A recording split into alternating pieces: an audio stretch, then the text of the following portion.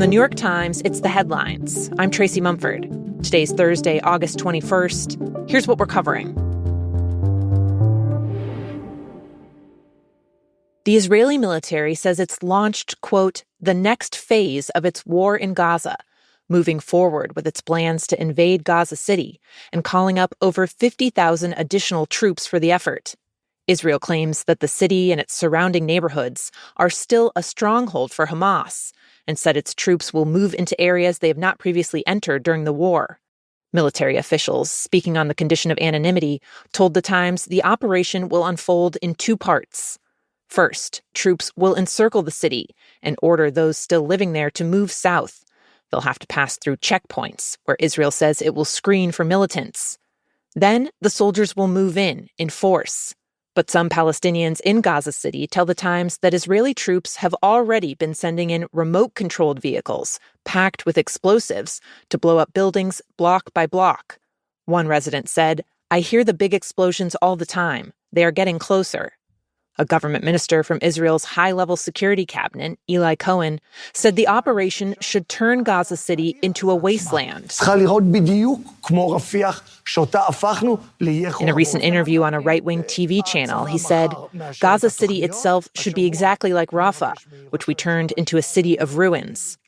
Rafah, in southern Gaza, was once viewed as a refuge for Palestinians trying to flee the violence, before Israel flattened much of it earlier this year. Several world leaders rushed to condemn Israel's announcement yesterday that it's stepping up its offensive in the territory, including the president of France, who said that it, quote, risks plunging the entire region into a cycle of permanent war. Meanwhile, Israel announced another new effort yesterday, despite international outcry, this one in the West Bank. Officials have approved a highly controversial new settlement project there, even though much of the world considers Israeli settlements in the West Bank to be illegal. The project had been delayed for more than 2 decades because of widespread opposition, including from the Biden and Obama administrations. But as the Trump administration has eased off on pressuring Israel, the Israeli government has raced forward this summer with its plan, which officials say is explicitly designed to crush Palestinians' hopes for their own independent state.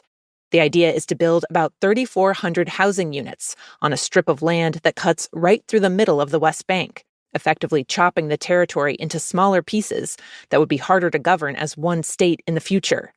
Israel's far-right finance minister said yesterday that every new housing unit and development would be another, quote, nail in the coffin of the idea of Palestinian statehood. The Palestinian Authority, which administers parts of the West Bank, called the new settlement a dangerous escalation.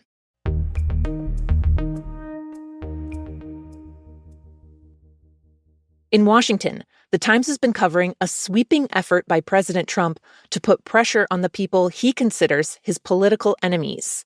Over the past few months, top officials in his administration have started to use the federal government's intelligence and law enforcement powers to go after those people, from former President Barack Obama on down, even if there's little evidence of any actual wrongdoing.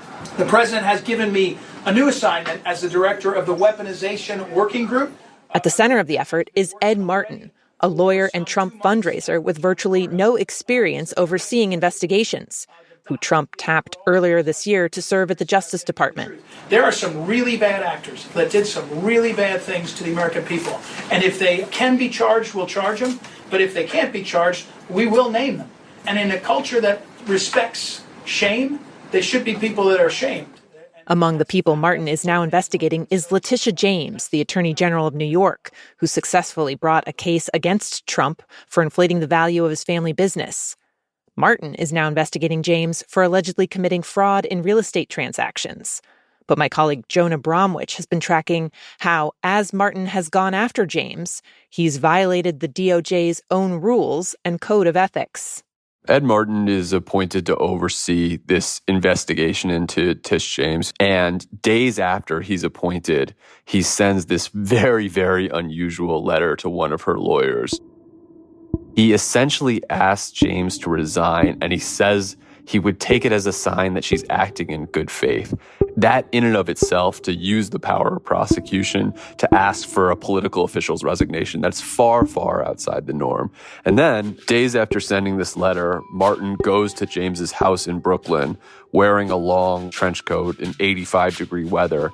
He appears to be posing for the New York Post. It's just the very image of kind of the lawman doing the serious work, except, of course, Justice Department officials who are overseeing investigations like this would never themselves go to the site of an investigation. At best, they would send an assistant U.S. attorney.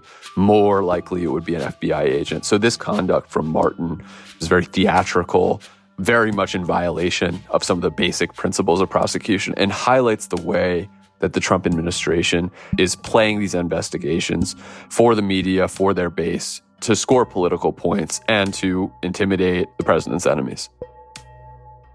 This week, The Times learned that another target of Martin's investigations, Senator Adam Schiff, has started a legal defense fund to cover the costs that could come with the increased scrutiny.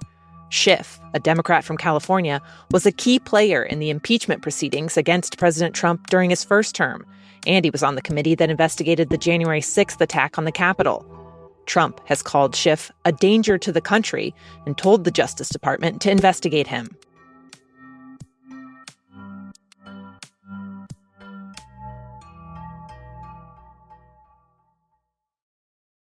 I need some advice right now because I fear that I'm being stalked and I genuinely don't know what to do or who to go to. A new investigation from my colleagues at The Athletic has found that a long-standing issue in the world of women's sports is getting worse: stalking. At this point, every time I travel, I'm afraid that these men, it's 3 to 6 of them, middle-aged, are going to show up and harass me. The Athletic looked into more than 50 stalking cases involving current or former athletes that have happened in the past few years, including the Olympic sprinter Gabby Thomas, who posted about her experience on social media, and tennis star Emma Raducanu. It doesn't look good, does it, for Raducanu? Appears to be in tears here. And this is very, very concerning.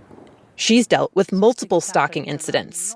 The most high-profile happened at a tournament in Dubai earlier this year, where officials had to stop the match to kick out a man who they said was showing, quote, fixated behavior towards her. And you never want to see a player in tears on court. This is meant to be a fun game.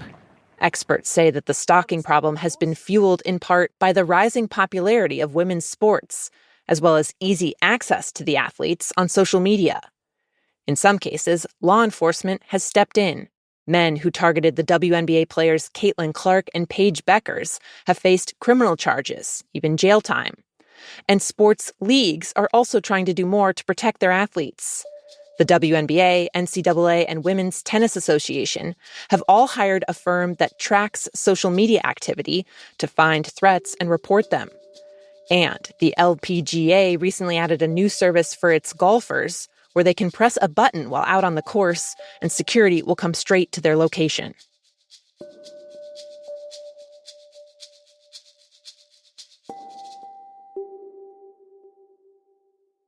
And finally, for a long time, fan fiction was kind of a niche little corner of the internet. It's where people write their own spins on popular movies, TV shows, and books, basically crafting the storylines they want to see with their favorite characters. A lot of it relies on the premise, what if they kissed? Think Buffy and Spike, Kirk and Spock, Mulder and Scully, something for everyone. Over a decade ago, fanfic made the leap to publishing in a big way when 50 Shades of Grey came out. That had started as Twilight fanfic. And this summer, fanfiction has fully established itself as an undeniable force in book sales. To understand any of what I'm about to say, you do have to learn a new word. This one is for all my Hermione girlies. And I am completely Hermione obsessed. Hermione girlies, I need a recommendation for a fic that's gonna wreck me. Hermione is a super popular subgenre of Harry Potter fanfiction that imagines what would happen if the arrogant Draco Malfoy and the bookish Hermione Granger got together. Last month, the novel Rose in Chains, which is adapted from a Hermione story originally published online, debuted at #1 on the Times fiction bestseller list. The #2 spot? Also a Hermione adaptation.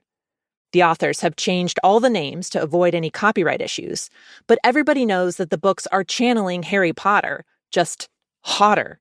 The books are not G-rated. Publishing insiders say it's all part of the rise of romantasy, the mix of romance and fantasy that's basically propping up the whole industry right now. While fiction sales overall have flattened out, last year, romantasy sales jumped almost 50%. Those are the headlines. Today on The Daily, how the far-right activist Laura Loomer has become one of President Trump's most influential advisors, even though she has no official role in the administration. You can listen to that in the New York Times app or wherever you get your podcasts. I'm Tracy Mumford. We'll be back tomorrow with the latest news and the Friday News Quiz.